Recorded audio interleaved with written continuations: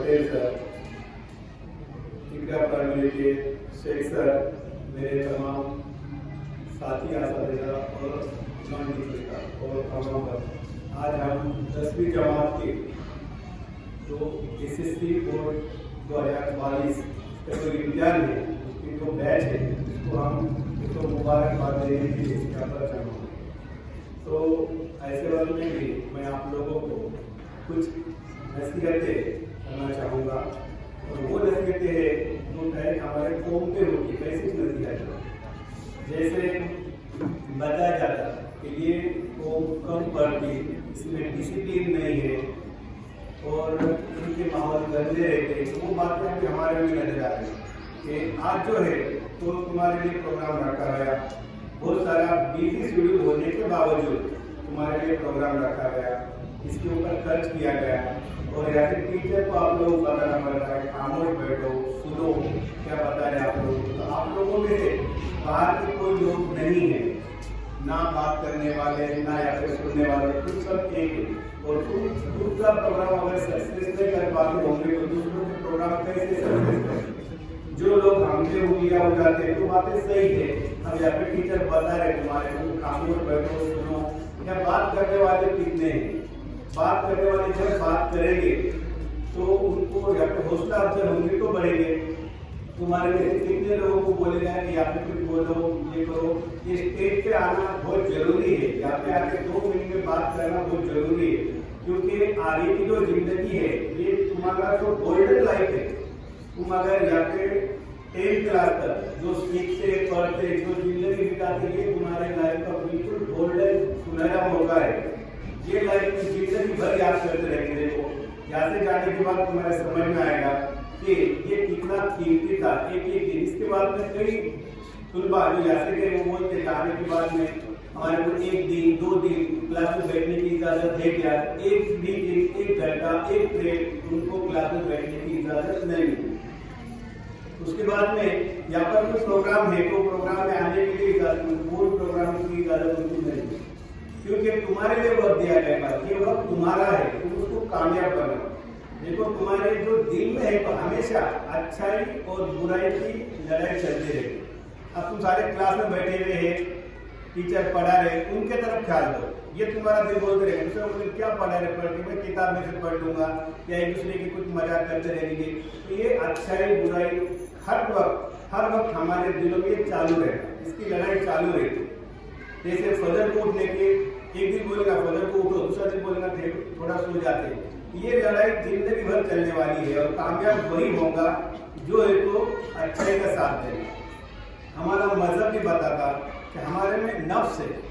अल्लाह ताला ने बताए मेरे की हदीस है कि जिसने नफ्स के ऊपर पैर रखा उसका दूसरा पैर डायरेक्ट जन्नत में है। इतनी आसान बात नहीं है। हमारे दिलों में जो ये लड़ाई चल रही तो हमेशा अच्छाई का साथ है, बुराई का साथ नहीं। शैतान हमेशा बहकाएगा कि हर मर्तबा बुराई का साथ दो, लेकिन वो कामयाब होने वाला है जो अच्छाई का साथ दो। तो इसके लिए आप लोग अभी छोटे बच्चे नहीं हैं, अब सेकेंडरी में है, इसलिए जिम्मेदार है। इसलिए आप लोगों को बताया जा रहा है कल के कुछ आप लोगों में से ही हमारे कौम के लोग खड़े होने वाले हैं। तो आप लोगों के ऊपर बहुत सारी जिम्मेदारी है। थोड़ा सी हंसी मजाक कर लिए, टाइम पास कर लिए, उसमें हमारा बहुत बड़ा नुकसान होता। हमारे कौम के ऊपर उंगलियां उठाई जाती, इनके मोहल्ले खराब, इनमें डिसिप्लिन नहीं, जुम्मा के जुम्मा नाटे, ऐसी बातें रहेंगी। तो फिर उसको कम करने की कोशिश करो। ऐसी बातें उठाई जाती है और बाहर जाके हमारे समझ में आता है ये तुम्हारी जिम्मेदारी है कि ये बातें बंद कैसी होंगी। तो पूरा डिसिप्लिन हमारे को नजर आना चाहिए, किसी ने भी बताने की जरूरत नहीं है। हाँ, अगर यहाँ पे तुम सही ढंग से सुनोगे तो बोलेंगे। यहाँ पे आके बोलने के लिए तुम्हारे पास है तो लफ्ज चाहिए, तो लफ्ज कहाँ से मिलेंगे? सुनना, बोलने से पहले सुनना। तो अगर तुम सुनेंगे नहीं तो बताएगा, उसमें थोड़ा सीरियसनेस होता है। हर लाइफ में सीरियसनेस बहुत जरूरी है। देखो सर्कस में रिंग मास्टर भी रहता और जोकर भी रहता। जोकर आने के बाद तो घंटे में आते, लोग क्या करते उसको देख के हंसते। और रिंग मास्टर जो 2 मिनट के आया था, लेकिन किसके साथ में आता हो? शेर के साथ आता था। इससे पहले जब सर्कस है तो वो उसका जो रुबाब है, वो बातें जो है तो हमारे में रहने चाहिए। कोई हमारे देख के जोकर बोले हमारे पे हंसे, ऐसी बात नहीं। ठीक है, हंसी मजाक ये भी जरूरी है, लेकिन कितना जितना तरकारी में नमक, अगर ज्यादा वक्त खाते हैं बिल्कुल उसमें नहीं। वैसे थोड़ी सी तुम्हारे लाइफ में सीरियसनेस आना जरूरी है। जिसके लाइफ में सीरियसनेस नहीं है, डिसिप्लिन नहीं है, वो कामयाब नहीं होगा, वो कामयाब हो ही नहीं सकता, उसकी कामयाबी उसके फायदेमंद नहीं रहेगी। तो ये बातें थोड़ी सी तुम सीरियसनेस में ले लो, क्योंकि 10वीं के बाद जाएंगे तो हर एक तुम्हारे को करना है। 10वीं तक तुम्हारे को स्पून फीडिंग होती है, हर एक बात तुम्हारे मुंह में डाली है तैयार करके, बातें खुद तुम्हारे को तैयार करना है और पूरा आगे बढ़ना है। जो अभी 10 टू जाएंगे उनके समझ में आएगा तो आगे क्या होगा, इसलिए थोड़ा सा सीरियसनेस रहेंगे। तो 10वीं की इम्तिहान भी और इम्तिहान के बाद में तुम्हारी लाइफ भी, तो ये लाइफ में भी 2-3 बातों का ख्याल रखो।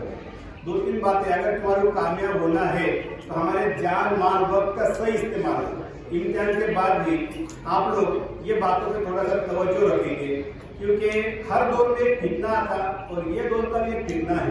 फितना मतलब उसको तो ऐसा समझेंगे कि जाहिर तौर पर वो बहुत हमारे फायदेमंद नजर आता है, लेकिन वो नुकसान दे रहता है। ऐसा जो भी बात है, तो ये दौर का भी एक फितना है, वो मोबाइल है।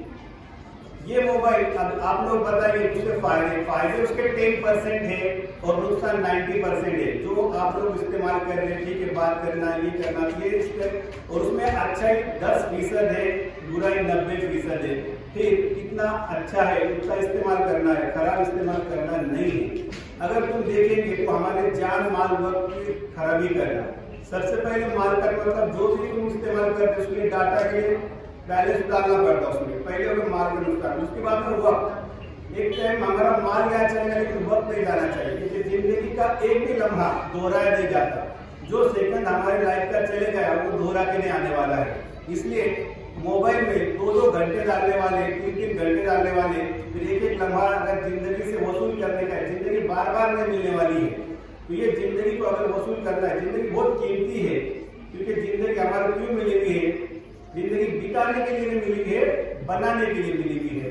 तो जिंदगी ये भी कामयाब करने की है, और ये जिंदगी के बाद मिलने वाली जिंदगी हमारे मजहब के मुताबिक वो भी कामयाब करने के लिए ये जिंदगी मिली हुई है। इसका एक एक लम्हा हमको वसूल करना है।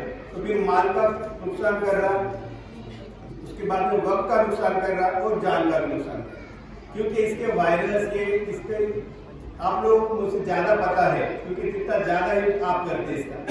ये सिर्फ बात के लिए ठीक है, लेकिन मोबाइल जो ज्यादा इस्तेमाल करता है उसके वायरस से क्या होता है, आंखों के क्या नुकसान होता है, कानों का क्या नुकसान होता है, दिमाग का क्या नुकसान होता है, इसका कभी रिसर्च करो और देखो। इसके जो वायरस है उससे बहुत सारे प्रॉब्लम है, तो ये फिटनेस से बचो।